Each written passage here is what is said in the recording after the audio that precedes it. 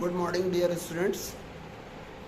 Today in online classes we have discussed the treatment of goodwill in case of change in profit sharing ratio. Yesterday we discussed the calculation of goodwill, valuation of goodwill by different methods.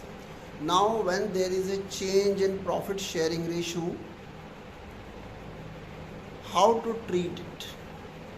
How to treat the goodwill? See, the very idea is that why goodwill is calculated and why it is treated. When there is a change in profit sharing ratio among the partners, what happens?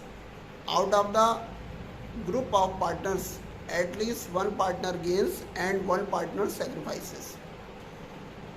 The gainer partner has to compensate to a sacrificing partner with some amount, and that amount of compensation is calculated on the amount of the goodwill of the firm.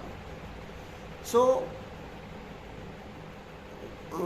in the given situation, what we have to do? First of all we have to calculate the gaining shares and the sacrificing shares of the partners.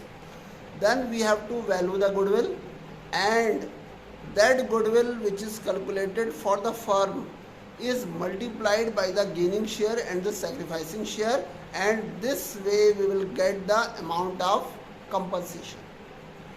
So with this amount of compensation, what happens? The gaining partners are debited and sacrificing partners are credited.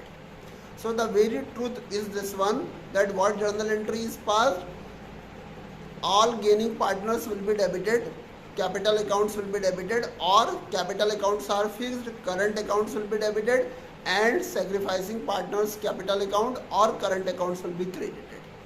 And this should be remembered in this respect, that by what amount they will be debited, their capital accounts will be debited and their capital accounts will be credited. Answer is that we have to multiply the goodwill by the amount of, by the gaining share and by the sacrificing share, and this way we will get the amount of compensation.